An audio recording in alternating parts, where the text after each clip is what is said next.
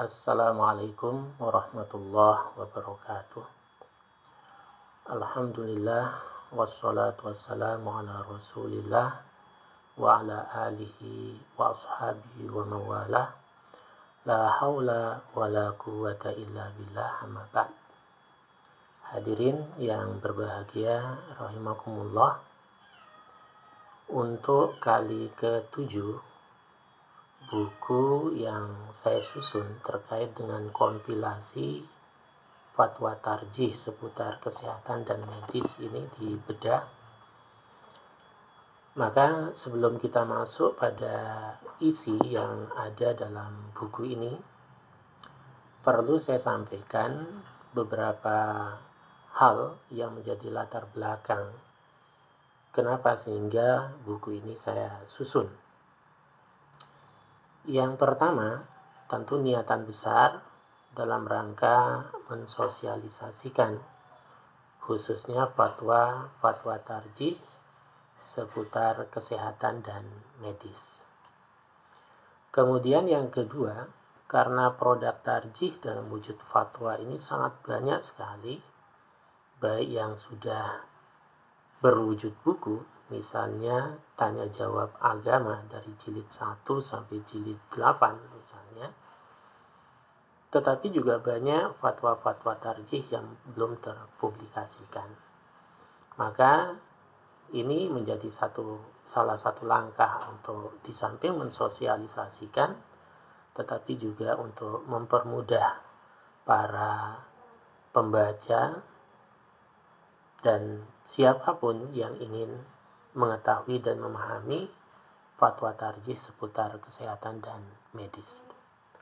Lalu yang ketiga, ini sebagai satu kegelisahan yang tentunya kemudian kita harus mencari solusinya, yaitu seringkali dalam banyak hal, tidak hanya dalam dunia kesehatan dan medis, tapi juga dalam banyak hal, seringkali agama itu kadang tidak diikut sertakan secara maksimal dalam pembahasan di luar konteks keagamaan itu. Maka tentu ini bisa menjadi semacam integrasi, interkoneksi Islam di bidang kesehatan dan medis. Lalu latar belakang yang keempat, karena saya secara pribadi seringkali diminta untuk berdiskusi, kemudian mengkaji dan mengisi seminar seputar kesehatan dalam perspektif agama Islam. Di samping juga materi-materi ini, kalau di Universitas Muhammadiyah itu juga ada satu mata kuliah, misalnya AIK atau Islam Interdisipliner. Maka ketika kita berinteraksi dengan mahasiswa jurusan kesehatan dan kedokteran, mereka juga harus memahami bagaimana Muhammadiyah khususnya dan agama Islam memahami dan berbicara tentang persoalan itu. Lalu yang tidak kalah pentingnya, latar belakang yang berikutnya itu adalah seringkali muncul problem-problem kontemporer di bidang kesehatan dan medis yang umat itu menjadi gagap, kadang kebingungan. Di mana mereka bisa mencari referensi yang terkait dengan persoalan itu. Nah, ini yang menjadi latar belakang. Kalau boleh saya contohkan, misalnya terkait dengan belum terintegrasinya secara maksimal masalah-masalah dan persoalan agama di bidang kesehatan dan medis secara empirik atau secara yang ada di lapangan. Banyak sekali kasus-kasus yang muncul, antara lain misalnya yang seringkali saya sampaikan dan saya coba mensosialisasikan. Kalau kita berbicara dalam tataran ilmu medis atau ilmu kesehatan, ansih, ketika bicara tentang persoalan nifas misalnya, Saya seringkali berinteraksi dengan para dokter spesialis, para dokter umum, maupun para mahasiswa kebidanan, kesehatan, kedokteran, dan lain sebagainya. Kalau kita ajukan sebuah pertanyaan, apa yang dimaksud dengan nifas? Maka semua pasti akan menjawab, termasuk para dokter spesialis, bahwa nifas itu adalah darah yang keluar setelah melahirkan. Kata kuncinya adalah setelah. Artinya, baru seorang wanita dikatakan bernifas jika janin itu sudah keluar. Maka kemudian darah yang keluar itu disebut dengan darah nifas, dan wanita yang mengalaminya otomatis terkena beberapa aspek hukum seperti tidak boleh sholat, kemudian puasa, dan lain sebagainya. Tetapi kalau kita mengkaji dalam khazanah fikih Islam, dalam perspektif hukum Islam, ternyata teori tentang nifas itu pun juga beragam. Nah, dari keragaman ini kemudian kita berpikir, dan kita harus bisa memilih satu teori yang tentu relevan, argumentatif, dan juga melahirkan nilai-nilai kemaslahatan dan nilai-nilai taisir atau kemudahan. Salah satu teori tentang nifas itu mengatakan bahwa an-nifas atau nifas itu adalah adam yanzilu ba'dal wiladah, setelah melahirkan. Tetapi dalam teori lain mengatakan li'ajlil wiladah, akibat melahirkan. Nah, karena itu kita paling tidak berhadapan pada dua teori ini secara garis besar. Apakah nifas itu seperti yang ada saat ini, teori yang dikembangkan dan digunakan, yaitu darah yang keluar setelah melahirkan, ataukah yang kedua adalah darah yang keluar akibat melahirkan? Tentu memilih salah satu teori ini memiliki implikasi hukum, memiliki dampak hukum.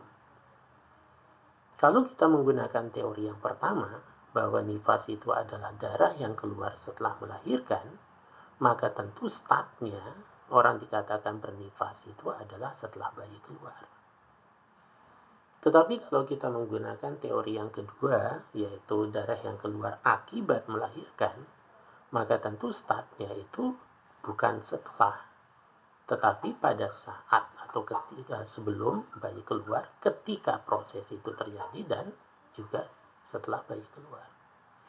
Artinya bahwa proses, dan orang dikatakan nifas itu sejak terjadinya proses persalinan, di mana kita tahu bahwa proses persalinan itu kan ada yang namanya kontraksi, sehingga terjadi pembukaan 1, 2, dan seterusnya, keluar bercak darah. Kalau kita menggunakan teori yang kedua, maka hitungannya seperti itu. Yang menarik ketika hal ini saya sampaikan di hadapan para dokter spesialis, mereka ya tentu banyak yang menolak, karena teori medisnya mengatakan seperti itu. Tetapi ketika kita integrasikan dengan agama, bahwa salah satu prinsip dalam agama kita itu adalah taisir, memberikan kemudahan, yassiru wala tu'assiru, permudah jangan dipersulit. Tetapi bukan memudah-mudahkan, tentu ada argumentasinya. Maka ketika hal itu ditolak, saya mengajukan pertanyaan lain yang terkait dengan realitasnya, bahwa wanita yang melahirkan itu pun juga karakteristiknya kan beragam. Ada yang gampang sekali, tetapi juga ada yang sulit. Maka ketika saya mengajukan pertanyaan, bagaimana jika seorang wanita mengalami kontraksi misalnya hari ini hari Jumat, tadi pagi jam 7 misalnya, terjadi kontraksi pembukaan 1, pembukaan 2, bercak darah keluar, tetapi bayinya itu keluar besok sore misalnya, atau besok siang. Pertanyaannya, bagaimana status sholat dari ibu yang proses melahirkan begitu sakit, begitu melelahkan, bahkan juga pertaruhan antara nyawa dengan diri. Nah, ini menjadi satu pertimbangan. Kemudian hal-hal lain yang bermunculan misalnya dalam dunia kesehatan pada khususnya dan di masyarakat pada umumnya, yaitu banyak sekali alternatif pengobatan. Sehingga muncul pertanyaan, bagaimana hukumnya menjadikan ruqyah itu sebagai pengobatan? Bagaimana hukumnya menjadikan hipnotis itu sebagai proses pengobatan yang kemudian kita sebut atau dikenal dengan hipnoterapi? Agama harus berbicara tentang persoalan itu. Nah, sehingga artinya bahwa medis itu tidak bisa berjalan sendiri. Ilmu-ilmu lain juga tidak bisa berjalan sendiri. Harus diintegrasikan dengan perspektif agama. Nah, karena itulah maka buku ini saya coba susun dengan pertimbangan-pertimbangan semacam itu. Apalagi pada era ini misalnya kasus-kasus yang seringkali diperdebatkan tentang vaksinasi, imunisasi, yang tentu bahan dasarnya itu atau paling tidak unsur yang digunakan salah satunya adalah dari B2. Nah, bagaimana kemudian Islam memandang persoalan itu? Ini juga menjadi perdebatan yang tentu kita harus memberikan jawaban dan solusi yang tepat dan ideal, perspektif kesehatan dan agama. Nah, maka dalam buku ini ada 3 bagian yang saya coba, dan baru seputar fatwa ya. Belum kita berbicara nanti seputar tidak hanya sekedar fatwa tapi juga putusan-putusan. Nah, sehingga semoga nanti pada edisi-edisi berikutnya ini akan saya kembangkan. Tidak hanya fatwa tetapi juga putusan harus dimunculkan. Karena ada salah satu putusan yang terkait dengan pengobatan, misalnya pada Munas di Sumatera Barat, di Padang, Sumatera Barat, itu sudah berbicara tentang pengobatan alternatif. Nah, ini kan menarik, kan? Kemudian kita akan coba gabungkan di situ. Ya, dalam buku ini ada 3 bagian. Yang pertama di situ bicara tentang Islam, higienitas dan kesehatan. Itu sekitar 30 fatwa di dalam bagian pertama ini, mulai dari kajian-kajian tentang aqsamul miyah, tetapi tentu dalam paradigma yang berkemajuan. Sebab selama ini ketika orang bicara tentang aqsamul miyah, macam-macam air, itu kita masih terbelakang. Perspektifnya itu masih perspektif fikih klasik. Asal sudah memenuhi minimal 2 kullah, itu sudah tohirul mutahhir, suci dan mensucikan, dianggap sebagai air mutlak. Tetapi dalam perspektif fikih yang berkemajuan tidak hanya itu, tetapi juga harus dilihat apakah di situ dalam air yang sekalipun melebihi 2 kullah itu terdapat bakteri yang merugikan, membahayakan atau tidak. Itu juga patut menjadi pertimbangan. Jangan sampai asal sudah 2 kullah kemudian digunakan untuk wudhu beramai-ramai, di antara mereka itu ada yang korengan, kudisan dan lain sebagainya, sehingga terkontaminasi bakteri. Orang yang menggunakan air itu sah memang wudhunya, tetapi kan doror, berbahaya, melahirkan resistensi atau bahaya bagi penggunanya. Nah, kemudian yang kedua, di situ saya berbicara tentang wanita dan kesehatan reproduksi. Ya, ini menarik. Nah, kalau kita bicara tentang wanita dan kesehatan reproduksi, menariknya di mana? Yang pertama tentu ini satu hal yang tidak bisa dielakkan, bahwa wanita itu sangat rentan sekali terhadap berbagai macam kemungkinan penyakit-penyakit yang ada hubungannya atau yang terkait dengan alat reproduksi. Nah, satu sisi tidak banyak kemudian para wanita itu yang terjun, yang kemudian memaksimalkan kajian-kajian terkait dengan persoalan ini. Cuma karena waktu kita terbatas, tentu saya tidak akan berbicara lebih jauh tentang persoalan itu, karena saya juga banyak berinteraksi dengan persoalan-persoalan kewanitaan, sehingga seringkali mendapatkan sharing, tanya jawab, curhatan dari para wanita, baik dari ABG bahkan sampai manula. Nah, kemudian bagian yang ketiga adalah operasi dan tindakan medis. Nah, ini problemnya juga banyak. Jadi itu gambaran dari buku yang ada di dalam kompilasi Fatwa Tarjih. Lalu ketika kita kaitkan dengan aspek isi yang ada dalam buku ini, tentu saking banyaknya, maka silakan beberapa di antaranya sudah saya share lewat channel YouTube saya, Najwan Mumtaz, dan juga bisa langsung baca buku ini. Dan kemudian juga tentu kita akan mengkaji secara maudu'i, ya, secara tematik. Misalnya perlu kita berbicara tentang hipnoterapi, perspektif Islam atau medis misalnya. Kita khusus berbicara tentang bagaimana hukumnya vaksinasi dan lain sebagainya. Ini insya Allah akan saya sampaikan dalam bagian yang kedua. Tetapi dalam bagian yang pertama ini secara garis besarnya terlebih dahulu. Ketika kita berbicara tentang persoalan yang berhubungan dengan masalah pengobatan khususnya, ya tentu di situ ada banyak hal yang harus kita pertimbangkan, yang harus kita perhatikan. Nah, sehingga kalau kita merujuk pada putusan dari Majelis Tarjih atau putusan Munas Tarjih Muhammadiyah, di situ sudah banyak sekali memberikan satu pandangan-pandangan, baik yang bersifat teologis, kemudian yang bersifat hukum praksisnya, itu juga sudah dibicarakan di situ. Misalnya dasar pijakan.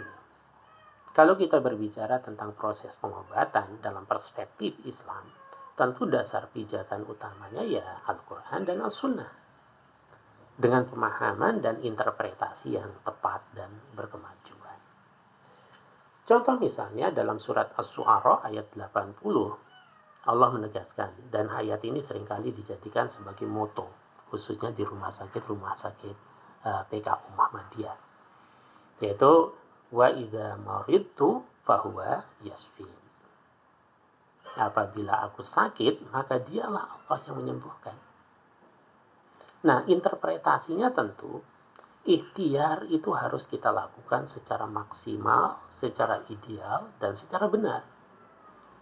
Tapi pada sisi yang lain, eksistensi Allah sebagai zat yang maha memberikan penyembuhan jangan sampai dinafikan. Sebab banyak orang berobat kemudian merasa pede sekali, pokoknya dengan obat itu dia akan sembuh. Tidak berdoa kepada Allah, tidak memohon kesembuhan kepada Allah. Nah, ini tentu cara yang tidak tepat. Di samping juga kalau kita menafikan eksistensi Allah sebagai zat yang maha menyembuhkan, seringkali orang kemudian dalam proses pengobatan itu tidak memperhatikan halal dan haram. Yang penting sembuh. Jadi tidak memperhatikan ini boleh atau tidak. Sehingga seringkali kita menemukan fenomena pengobatan, terutama pengobatan alternatif. Ada yang menggunakan misalnya proses pengobatan yang syirik. Maka nanti ketika kita bicara tentang ruqyah, itu juga harus selektif. Karena ada juga kategorisasinya. Kan ada ruqyah itu yang syar'iyah, yang sesuai dengan syariat. Ada ruqyah syirkiyah, yang di situ masuk unsur-unsur kesyirikan. Ini harus diperhatikan. Ada lagi model pengobatan, misalnya pengobatan alternatif dengan menggunakan media, memindahkan penyakit itu kepada binatang misalnya. Ini kan problem. Orang ingin mendapatkan kesembuhan, tetapi agama tidak dijadikan sebagai rujukan. Lalu yang kedua, dasar pijakan itu fas'alu ahla dzikri in kuntum la ta'lamun. interpretasinya tentu dalam konteks pengobatan atau dalam konteks medis ini ahlu zikri itu ya tabib, dokter. Kalau kita terjangkiti satu penyakit, ahlu zikri fas'alu ahla zikri, maka tanya ahlinya. Ahlinya siapa ya? Dokter. Jangan sampai salah bertanya sehingga nanti salah juga pengobatan dan proses pengobatannya. Nah, ini beberapa ayat, di samping banyak sekali ayat-ayat lain. Nah, kemudian dalam hadis Nabi pun juga dijelaskan di situ. Banyak hadis-hadis yang berbicara tentang bagaimana kriteria pengobatan yang benar dan yang tidak benar. Banyak penjelasannya dalam hadis Nabi. Secara praksis pun juga kita menemukan Nabi itu melakukan proses pengobatan. Maka kan ada yang namanya Tibun Nabawi. Bahkan ada kitab khusus yang berbicara tentang model pengobatan ala Nabi itu. Nah, terkait dengan dasar pijakan dari hadis, kita bisa menggunakan misalnya salah satunya hadis Muslim, kemudian Abu Daud dan lain sebagainya. Yang di situ matanya mengatakan, Innallaha anzala da'a wad dawa. Itu dalam hadis Abu Daud. Allah menurunkan penyakit, tapi juga Allah menurunkan obatnya. Nah, cuma dalam tataran empirisnya ada yang sudah ditemukan, ada yang belum ditemukan. Wa ja'ala likulli da'in dawa. Dan Allah menjadikan setiap penyakit itu obat. Maka setiap penyakit itu sungguhnya ada obatnya. Nah, tapi ingat, di situ dikatakan fatadawau wala tadawau bi haramin. Maka berobatlah kamu sekalian, namun jangan berobat dengan sesuatu yang haram. Nah, ini kan pijakan kita. Dalam kondisi-kondisi normal, maka sesuatu yang haram itu tetap pada hukum asalnya, yaitu keharaman. Tetapi ketika terjadi dalam kondisi-kondisi tertentu, misalnya vaksinasi, imunisasi, dan lain sebagainya, kita belum menemukan alternatif yang jelas kehalalannya. Pada sisi yang lain berhadapan dengan satu kondisi penyakit yang harus diantisipasi. Kalau tidak diantisipasi akan berdampak negatif yang lebih besar. Nah, tentu ada pertimbangan daruriyatnya di situ. Ada daruratnya. Nah, sehingga dalam kaidah-kaidah hukum dikatakan ad-daruratu tubihul mahzurat. Kondisi darurat itu bisa memberikan satu solusi jalan keluar, tubih, memberikan kemudahan, kebolehan terhadap sesuatu yang tadinya dilarang. Nah, itu yang kita sebut dengan rukhsah, keringanan-keringanan agama. Nah, di samping tentu pertimbangan-pertimbangan lain. Maka kalau kita kaitkan juga dengan konteks sekarang terjadi epidemi COVID-19 misalnya, itu ya kita berhadapan dengan berbagai macam resistensi, kedaruratan untuk menjaga nyawa, hibsun nafas, sehingga sesuatu yang harus kita lakukan menjadi boleh kita ganti dengan cara lain, misalnya sholat Jumat itu sementara dalam kondisi yang sangat resisten ya, semacam ini bisa diganti dengan sholat zuhur dan seterusnya. Kemudian yang lain nanti juga ada ketentuan. Nah, ini sebagai dasar awal kita untuk berdiskusi ya untuk tahap pertama ini. Dalam putusan Munas Tarjih itu disebutkan bahwa ketika kita akan melakukan proses pengobatan, termasuk tentu di dalamnya adalah pengobatan alternatif, maka ada 3 hal yang harus kita perhatikan. Yang pertama adalah pengobatnya, yang kedua adalah obat atau alatnya, kemudian yang ketiga adalah cara atau teknik pengobatannya. 3 hal ini harus kita perhatikan. Pengobatnya tentu sesuai dengan pijakan Al-Quran yang tadi saya bacakan, fas'alu ahla zikri in kuntum la ta'lamun, ya, pengobatnya itu harus ahlinya. Nah, karena itulah saat ini ketika kita akan melakukan proses pengobatan, ya kita harus bertanya kepada ahli, konsultasi kepada ahli, periksa kepada ahlinya, sehingga tidak terjadi malpraktek, malpengobatan. Ahli zikri.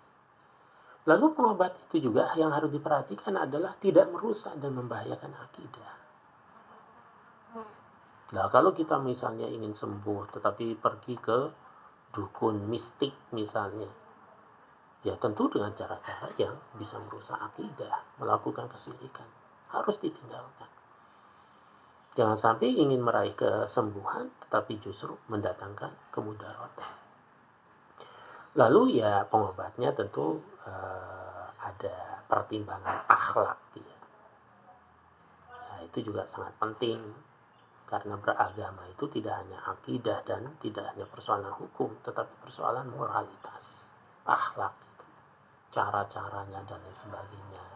Dia melakukan seperti apa. Misalnya pengobat ketika dia memindahkan penyakit seorang ke kambing misalnya, ke binatang, yang nggak berakhlak. Nah, ini. Kemudian pertimbangan yang kedua itu adalah obat atau alatnya. Ya tentu secara hukum asal ya bukan obat yang haram. Terlebih lagi dalam kondisi-kondisi normal. Kemudian tidak mengandung unsur yang membahayakan. Karena Rasulullah SAW bersabda, la dororo wala dirar. Janganlah membuat sesuatu yang membahayakan dirimu sendiri dan jangan pula berbuat sesuatu yang membahayakan orang lain. Nah, dari hadis itu muncul kaidah fikih ad-darar yuzal. Kemudaratan, resistensi negatif atau dampak yang buruk itu harus dihilangkan. Nah, ini yang kedua. Kemudian yang ketiga adalah cara atau tekniknya. Nah, jadi caranya itu bagaimana? Jangan sampai kita terkesima dengan penampilan atau casing. Nanti jangan sampai casingnya itu kok wah menarik, ini ustadz, ini kiai. Tapi cara-caranya itu kesyirikan, itu juga harus kita perhatikan. Nah, tekniknya pertama tidak mengandung syirik, bid'ah dan khurafat. Sebab akidah itu harus kita pertahankan, harus kita sterilkan, harus kita murnikan semurni-murninya. Sehingga ketika kita berobat pun juga jangan sampai kita menggadaikan akidah kita. Jangan sampai kita mengorbankan keimanan kita. Kemudian yang kedua tidak membahayakan. Tentu baik diri sendiri maupun pihak-pihak yang lain. Nah, kemudian yang ketiga adalah tidak menggunakan unsur-unsur lain yang dilarang oleh agama. Misalnya berobat menggunakan unsur jin misalnya. Nah, sehingga nanti ketika kita berbicara tentang hipnoterapi, karena variannya itu banyak, maka yang menjadi pertimbangan pun juga apakah kemudian proses hipnoterapi yang digunakan oleh si A, oleh si B, oleh si C, dan lain sebagainya itu sama enggak? Belum tentu sama. Karena variannya itu banyak sekali. Ada yang menggunakan proses yang sangat mistik sekali, sehingga harus dijalankan dulu proses-proses ritual tertentu. Ada yang sangat ilmiah menggunakan fungsi otak kanan, otak kiri, dan lain sebagainya. Nah, ini menjadi hal-hal yang harus diperhatikan. Tapi ketika unsur jin dilibatkan dalam proses pengobatan, itu pertanda. Bukan kesembuhan yang ingin kita raih, tapi justru kemudaratan yang lebih besar yang bisa terjadi ajilan atau ajilan. Baik segera maupun dalam tenggang waktu tertentu. Hadirin rahimakumullah, ini satu prakata awal dari apa yang ada dalam kompilasi fatwa tarjih yang saya susun, sehingga kalau kita ingin mendapatkan satu informasi yang utuh, bagaimana istidlalnya, cara berdalilnya, argumentasi dalam persoalan-persoalan tertentu, ya maka silahkan langsung dibaca dari sumbernya, sehingga nanti mendapatkan satu pencerahan, satu gambaran yang utuh, satu gambaran yang jelas. Kalau ada hal-hal yang kurang nanti bisa kita diskusikan.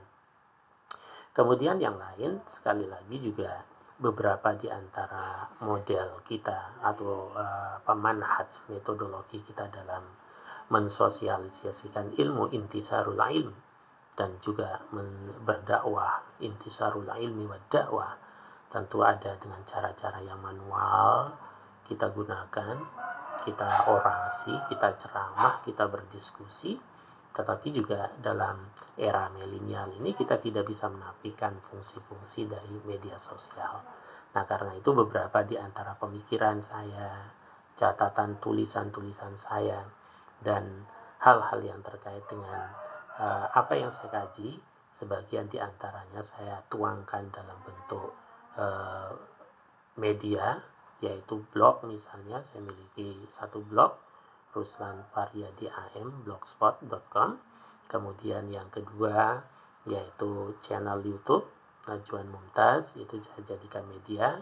Di samping juga berdakwah lewat WA, dan kita sharing ilmu-ilmu yang bisa memberikan manfaat untuk orang banyak. Untuk sementara saya kira itu sebagai pengantar. Insya Allah kita akan bertemu pada sesi yang kedua. Dengan demikian cukup sekian. Wabillahi taufiq wal hidayah. Assalamualaikum warahmatullahi wabarakatuh.